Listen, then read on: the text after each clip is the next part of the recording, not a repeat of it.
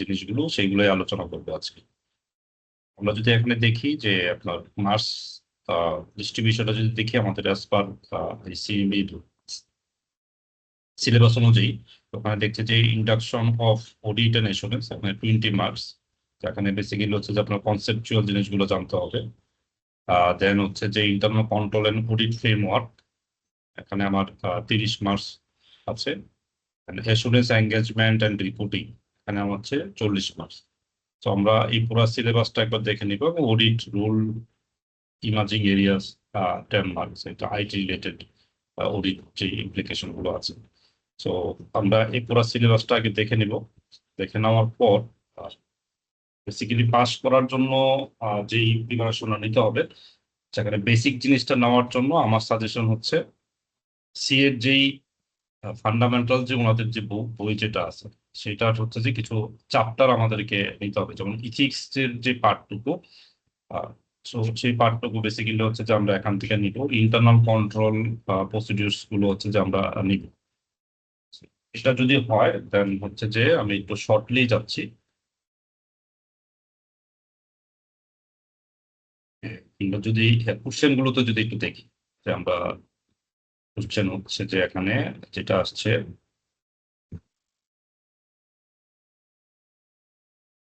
সেটা হচ্ছে সেপ্টেম্বর 2025-এর কোশ্চেনটা দেখছি।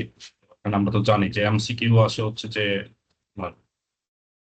10 মার্কস কোশ্চেন 1-এ। তো এখানে বেসিক্যালি আপনার কনসেপচুয়াল যদি আপনার ক্লিয়ার থাকে, তাহলে সেক্ষেত্রে হচ্ছে যে কনসেপচুয়ালের আনসার গুলো দেওয়া সম্ভব। তো এটার জন্য যেটা দিতে করতে হবে সেটা হচ্ছে সি এর যে অ্যাসুরেন্স যে স্টাডি ম্যানুয়াল যেটা বলছি, সো সেটার হচ্ছে কনসেপচুয়াল জিনিসগুলো হচ্ছে যে আপনি এখান থেকে ক্লিয়ার হয়ে যেতে পারবেন। যেমন ওপেনিং এঙ্গেজ লেটার, প্ল্যানিং, যে অডিট কি, অডিট প্রসিডিউরস কি, সাবস্টেন্সিয়েট অডিট প্রসিডিউরস কি। সো এগুলো হচ্ছে যে চলে আসবে হচ্ছে যে এই ফান্ডামেন্টাল এই কনসেপচুয়াল বই থেকে। এবং ভাইটাল পয়েন্ট গুলো হচ্ছে এখানে আসলে ভালো করে দেখতে হবে, যেটা হচ্ছে যে আমার internal control system. So internal control system থেকে যেটা পরীক্ষায় যেটা আসে, এখানে আসলে পরীক্ষায় সবসময় এখান থেকে কোশ্চেন আসে। কোশ্চেন আসে কোথেকে কোথেকে একদম, যেটা আসলে ডেফিনেটলি আসবেই আপনাকে, সেটা হচ্ছে যে ইন্টারনাল কন্ট্রোল থেকে আসবে। সো ইন্টারনাল কন্ট্রোলের দুইটা পার্টে থাকে, দুইটা পার্টে আপনি দেখতে হবে। একটা হচ্ছে যে ইন্টারনাল কন্ট্রোল ল্যাবস এবং রিকমেন্ডেশন। সো ইন্টারনাল কন্ট্রোলের যে ল্যাবস গুলো বা ইন্টারনাল কন্ট্রোল কি হওয়া উচিত, রিকমেন্ডেশন। তো সেটা ক্ষেত্রে আপনারা দেখেন আমাদের যে রেভিনিউ সিস্টেম, সেটার আইডিয়াল স্ট্যান্ডার্ড প্রসেস কি হওয়া উচিত, পারচেজের জন্য কি হওয়া উচিত, এমপ্লয়ি কস্টের জন্য কি হওয়া উচিত। সো এই জিনিসগুলো যদি জানা যায়, তাহলে যে কোনো একটা গল্প দিলে সেই গল্প হচ্ছে ইন্টারনাল কন্ট্রোল ল্যাবস কি আছে এবং এটার এগেইনস্টে রিকমেন্ডেশনটা চলে আসবে। সো সাবসিকুয়েন্টলি হচ্ছে যে আপনার যখন অডিট প্রসিডিউরস যখন গল্প আকারে আসবে, আপনি অডিট প্রসিডিউর যখন আপনাকে লিখতে বলবে, সেটার ক্ষেত্রে আপনি ইন্টারনাল কন্ট্রোলটা যদি পুরোপুরি জানা থাকে, তাহলে সেক্ষেত্রে হচ্ছে আপনার সাবসিকুয়েন্ট যেখানে হচ্ছে ধরেন আপনার ইন্টারনাল কন্ট্রোল উইক, সেখানে আপনার হচ্ছে যে অডিট প্রসিডিউরস আপনাকে অ্যাপ্লাই করতে হবে বেশি। সো সেই সাবসিকুয়েন্ট অডিট প্রসিডিউরস গুলো হচ্ছে যে অ্যাপ্লাই করা পসিবল। সো ইন্টারনাল কন্ট্রোলটা হচ্ছে যে এই অডিট এবং এসুরেন্স আমাদের যে অডিটিং ইয়েটা, এটার জন্য খুবই ইম্পর্টেন্ট। তারপর আস্তে আস্তে হচ্ছে অডিট রিপোর্ট বা অডিট ওপিনিয়ন। তো সেটার ক্ষেত্রেও সেম, আপনাকে অডিট ওপিনিয়ন আসলে কিভাবে হয়, ম্যাটেরিয়ালিটি আনম্যাটেরিয়ালিটি এটা যেভাবে হয়, এটা আপনাকে টোটালি জানতে হবে। এবং পরীক্ষার হলে অ্যাকচুয়ালি আপনি যখন লিখবেন, সেটার ক্ষেত্রে আপনি ডিরেক্টলি আসলে অডিট ওপিনিয়ন না দিয়ে, আপনি যে 3টা ক্রাইটেরিয়া আছে সেই 3টা ক্রাইটেরিয়া মেনশন করে দিয়ে দেন হচ্ছে যে আপনার ডিপ্লোমেটিক ওয়াইতে কোশ্চেন আনসারটা বের হয়ে আসতে হবে। দেন ইথিক্স থেকে অলওয়েজই কোশ্চেন আসে, ইথিক্স হলো আমাদের খুবই কমন। তো এই অডিট ইথিক্স এর বিষয়টা আমরা জেনে নিতে হবে। এবং হচ্ছে যে অডিট যে স্ট্যান্ডার্ড আছে, তো আমাদের সিলেবাসের যে অডিট স্ট্যান্ডার্ড যেগুলো বলা আছে এখানে, তো আমাদেরকে হচ্ছে ডেফিনেটলি হচ্ছে যে ওই অডিট স্ট্যান্ডার্ড গুলো হচ্ছে আমাদেরকে অবশ্যই হচ্ছে যে টপ লাইনে আমাদেরকে প্রত্যেকটা জেনে যেতে হবে। এখানে অডিট আমাদের সিলেবাসে বলা আছে যে আপনি ধরেন রিস্ক অ্যাসেসমেন্ট কোন অডিট স্ট্যান্ডার্ড ধরে হচ্ছে, engagement acceptance, scope of the engagement. তো এখানে যতগুলো আমাদের সিলেবাস আছে সেটা দেখে নিতে হবে। তো ওভারঅলি যদি আপনি এটা দেখেন, তা হচ্ছে যে আপনাকে অডিট পাস করা আসলে খুবই ইজি। তো আমি যদি জাস্ট স্যাম্পল আকারে যদি আপনাদের audit engagement, sorry, audit internal audit control এবং তার রিকমেন্ডেশন, এটা যদি আপনাদেরকে আমি দেখাই, দেখেন সো এটা জাস্ট আমি জাস্ট সিএর বই থেকে এটা কপি করেছি। সো দেখুন আমাদের রেভিনিউ সিস্টেম বেসিক্যালি অর্ডারিং টাইপটা আসলে আপনি কিভাবে হচ্ছে যে দেখবেন যে order deficiency, control deficiency and control recommendation. So order maybe এটা হচ্ছে অডিট রিস্ক। আমি এটা আন্ডারস্ট্যান্ডিং জন্য কিছু কন্ট্রোল ডিফিসিয়েন্সি। সো এটা আসলে গল্প পরে আপনাকে হচ্ছে যে দেখতে হবে যে এখানে এই অর্ডারিং সিস্টেমের ভিতরে কোনো কন্ট্রোল ডিফিসিয়েন্সি আছে কিনা।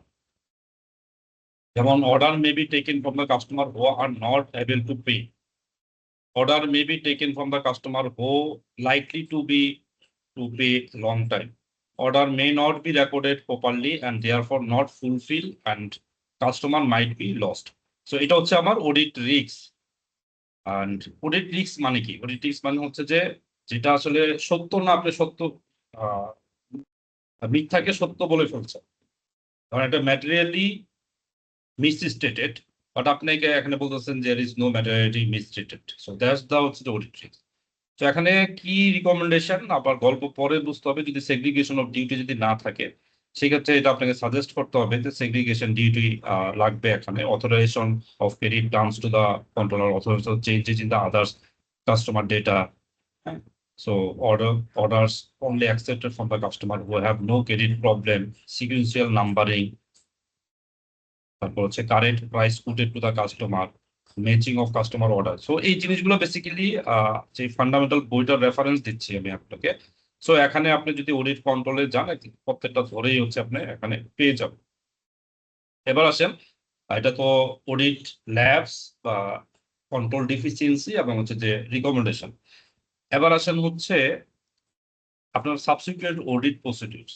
তো আপনার সাবসিকুয়েন্ট অডিট প্রসিডিউরসে বেসিক্যালি আপনাকে দেখো যে এখন অডিট রিস্ক কি এবং আপনার সাবসিকুয়েন্ট অডিট প্রসিডিউর বা অডিট রেসপন্স কি হবে। তো আমরা যদি সিম্পল একটা কোশ্চেন দেখি, সেটা হচ্ছে যে ধরেন company has N internal audit department which has conducted control testing across the network of stores. The external audit teams is to place reliance on the work undertaken by the internal audit department. If reliance is placed on the irrelevant or poorly performed testing, then the external audit team may form an incorrect conclusion on the strength of the internal controls of company. This could result in them performing insufficient level of substituting test, thereby increasing the detection risk. So এখানে যেটা বলতে যাচ্ছে যে ধরেন আপনি যদি internal audit টিমের উপরে আপনি ওই কোম্পানি ইন্টারনাল অডিটের ওয়ার্কের উপর আপনি ডিপেন্ড করতে চান, তো সেই ক্ষেত্রে হচ্ছে যে কিছু ধরেন ডিটেকশন রিস্ক বা কিছু রিস্ক এখানে অ্যাকচুয়ালি রেজ হয়। এখানে বিষয়টা হচ্ছে দেখেন যে in order to place Reliance on the work undertaken by the internal auditor, the audit team must ensure that the work carried out in the relevant to the external audit and that was properly planned, performed, supervised, and documented and reviewed. এটারও এই জিনিসগুলো আমাদেরকে দেখতে হবে। তাহলে এই ক্ষেত্রে আপনার অডিট রেসপন্সটা কি হবে? The external audit team should meet with the internal audit, read their reports and review their files using to store visit to ascertain the nature of the work undertaken. Before using the work of internal audit, the audit team will need to evaluate and perform audit procedures on the work which they plan to use in order to determine its adequacy of the purpose of the audit. In addition, the team will need to perform a scope of testing carried by the internal audit to audit access. So এটা হচ্ছে যে আপনাকে এই গল্পের মাধ্যমে হচ্ছে যে আপনাকে এই জিনিসগুলো আপনাকে আইডেন্টিফাই করতে হবে, জানতে হবে। এবং ধরেন যে বলা থাকে ধরেন আপনার একটা অডিট টিম, আপনি নতুন নিউলি এঙ্গেজ হয়েছে, তো আপনার এঙ্গেজমেন্ট লেটার নিয়ে আপনাকে কোশ্চেন আসতে পারে যে এঙ্গেজমেন্ট লেটার অ্যাকসেপ্টেন্স করতে গেলে আপনাকে কি কি জিনিসগুলো এঙ্গেজমেন্ট লেটারে থাকতে হবে, রাইট? বা এঙ্গেজমেন্ট লেটার কখন রিভাইজ হবে, হ্যাঁ। সো ওটাও ওই বেসিক জিনিসগুলো আপনাকে জানতে হবে। এট দ্য সেম টাইম আপনি ধরেন অডিট করলেন, অ্যাকসেপ্টেন্স করলেন, আবার আপনি সাবসিকুয়েন্ট অডিট প্রসিডিউরসে যাবেন।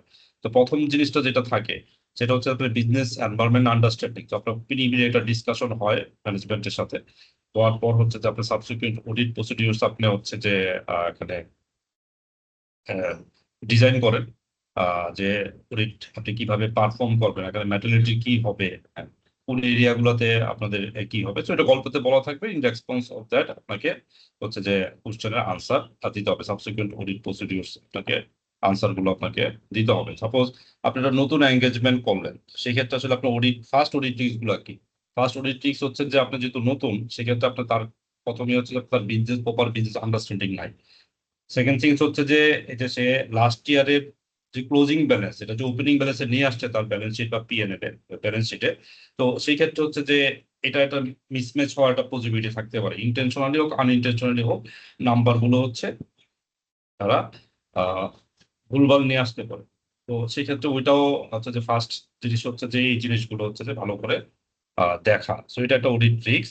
সো এটা রেসপন্স করতে হবে যে ধরেন এক্সপিরিয়েন্স লোক এখানে নিউ করতে হবে।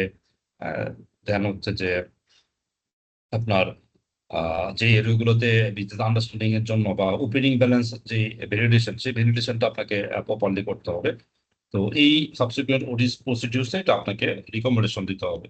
অথবা ধরেন যে আপনার বললো যে তারা হচ্ছে যে অ্যাসেট রিভ্যালুয়েশন করছে, তো সেক্ষেত্রে আপনার অডিট টিক্সটা কি? অডিট টিক্সটা হচ্ছে যে তারা হচ্ছে যে ইন্টেনশনালি হচ্ছে যে বেশি অ্যাসেটের ভ্যালু দেখাইছে তাদের প্রফিট বেশি দেখানোর জন্য, অথবা ব্যাংকে ওদের লোন অ্যাপ্রুভের জন্য, what ever it is. So এখানে আসলে অডিট রিস্কটা আপনার হচ্ছে, তো আপনাকে দেখতে হবে যে সে আইএসআইএফআরএস অনুযায়ী ভ্যালুয়েশন হয়েছে কিনা, দেন হচ্ছে যে রেকর্ডেড হয়েছে কিনা, যে ভ্যালুয়েশনের পরে রেকর্ডেড হয়েছে কিনা ঠিকঠাক মতো, আবার কোনো ডিসপোজাল যদি থাকে সেই ডিসপোজাল গুলো আপনাদের ঠিকঠাক মতো ডিসপোজ হয়েছে কিনা। তো এটা হচ্ছে যে ওভারঅল হচ্ছে যে একটা জিনিস। তার মানে আমি যদি আবার একটু রিক্যাপ করি, আপনাকে প্রথম অডিট এবং এঙ্গেজমেন্ট এটা সম্পর্কে বেসিক জিনিসটা আপনাকে নিতে হবে, এবং অডিট ওপিনিয়ন কি, এবং ওপিনিয়নটা কিভাবে কত টাইপের হয়, এবং কোন কোন ক্ষেত্রে কি ওপিনিয়ন আসে, সেটা আপনাকে ক্লিয়ার একটা ভিজিবিলিটি নিতে হবে। দেন আপনার ইন্টারনাল কন্ট্রোলটাকে ইমপ্রেসেস করতে হবে। ইন্টারনাল কন্ট্রোল থেকে আপনার দুইটা জিনিস আপনি ধরে নেন যে 15-30 মাস আপনার এখানে কাভার হবে। ইন্টারনাল কন্ট্রোলে ধরেন আপনার ইন্টারনাল কন্ট্রোল ল্যাবস এবং হচ্ছে রিকমেন্ডেশন, প্লাস হচ্ছে ইন্টারনাল কন্ট্রোল আপনাকে হেল্প করবে, সেটা হচ্ছে যে আপনার সাবসিকুয়েন্ট অডিট প্রসিডিউরসটা আপনার কি হবে। তো সাবসিকুয়েন্ট অডিট প্রসিডিউরস ইন্টারনাল কন্ট্রোলের পাশাপাশি হচ্ছে যে আমাদেরকে ধরেন অ্যাকাউন্টিং প্রসেসটাও জানতে হবে। রেভিনিউটা হচ্ছে যে অ্যাকচুয়ালি রেভিনিউতে বুক রেভিনিউ এক্সপেন্ডিচার বুক করছে নাকি আবার অ্যাসেট হিসেবে রিকগনাইজ করে ফেলছে। তো এই যে একটা মিস স্টেটমেন্টের চান্স আছে, তো এই জিনিসগুলো মাথায় রাখতে হবে যে অ্যাকাউন্টিং রেকর্ডিং এর বুকিং এর ক্ষেত্রে কোনো ভুল হয়েছে কিনা। দেন হচ্ছে যে আইএসআইএফআরএস অনুযায়ী যে ক্লাসিফিকেশন যেটা করা দরকার ছিল সেটা করেছে কিনা, এবং হচ্ছে ম্যানেজমেন্ট ইন্টেনশনালি প্রফিটকে বেশি দেখানোর জন্য হচ্ছে তারা কোনো কিছু করছে কিনা। যেমন ধরেন যদি ম্যানেজমেন্টের এরকম থাকে যে তাদের পারফরমেন্স প্রফিট পারফরমেন্সের উপরে নির্ভর করে হচ্ছে তারা হচ্ছে বোনাস পেয়ে থাকে, সেক্ষেত্রে একটা ইন্টেনশনাল কি অফিসকে হচ্ছে প্রফিটকে হচ্ছে যে বাফার করাটা একটা ইন্টেনশন থাকতে পারে। So all over the thing is that, যে এটা অডিটের মূল বিষয়টা হচ্ছে যে ফাইন্যান্সিয়াল স্টেটমেন্টটা ট্রু অ্যান্ড ফেয়ার ভিউতে আছে কিনা সেটা আসলে বলা। তো সেটার ক্ষেত্রে বলতে গিয়ে দেখা যায় কাজ করতে গিয়ে আপনার প্রফেশনাল কিছু কনফ্লিক্ট হইতে পারে ম্যানেজমেন্টের সাথে, ইন্টিগ্রিটি, অবজেক্টিভিটি, ইন্ডিপেন্ডেন্স। সো এই জিনিসগুলোর কিছু কনফ্লিক্ট আসতে পারে বা একটা সিচুয়েশনে আপনাকে পড়তে হতে পারে। সেটার ক্ষেত্রে আপনাকে ডেফিনেটলি হচ্ছে যে এই প্রফেশনাল ইথিক্স, এই জিনিসটা সম্পর্কে আপনার হচ্ছে যে ক্লিয়ার একটা আন্ডারস্ট্যান্ডিং লাগবে। তো আশা করি যদি এইভাবে যদি শর্ট টাইমের জন্য আপনারা যদি এইভাবে প্রিপারেশন নেন, এবং সোর্স অফ ম্যাটেরিয়াল যেটা বলছি সেই সোর্স অফ ম্যাটেরিয়াল গুলো যদি আপনারা কালেক্ট করে ওইভাবে একটা নোট করেন, ইন্টারনাল কন্ট্রোল ল্যাবস, তারপরে বিভিন্ন সিনারি যখন আপনার গল্পের ভিতরে আসতেছে যে তারা মেশিন কিনতেছে, মেশিন কিনে হচ্ছে যে তারা ধরেন ইনস্টলমেন্ট করলো এই ডিউরিং দ্য ইয়ারে, তো সেটার ক্ষেত্রে হচ্ছে আপনার সাবসিকুয়েন্ট অডিট ট্রিক্স গুলা কি। তো এরকম আপনার সিনারি বেস যদি আপনি নোট করে ফেলেন, এবং ইন্টারনাল কন্ট্রোলের বিষয়গুলো তো আপনার সিনারি বেসিস যদি নোট করে ফেলেন, অডিট ওপিনিয়ন গুলো যদি আপনারা সিনারি বেসিসে নোট করে ফেলেন, এবং সেই রেসপেক্টে যদি আপনারা পড়েন, এবং ইয়ার কোশ্চেন 1 থেকে আপনার 5টা যদি ইয়ার কোশ্চেন আপনার হচ্ছে যে যদি যেগুলো হচ্ছে গল্প আছে এগুলো শেষ করেন, আর প্যারালালি হচ্ছে যে এমসিকিউ বা ম্যাচিং অথবা ট্রু অর ফলস, এটা সবগুলোই দেখতে হবে। তো ওটা যদি আপনি এমসিকিউ এবং ম্যাচিং গুলো যদি আপনি প্রপারলি আনসার করতে পারেন, তখন বুঝবেন যে হচ্ছে না আপনি কনসেপচুয়ালি আপনার ওই জিনিসগুলো ক্লিয়ার হয়ে গেছে, so you are ready for the exam.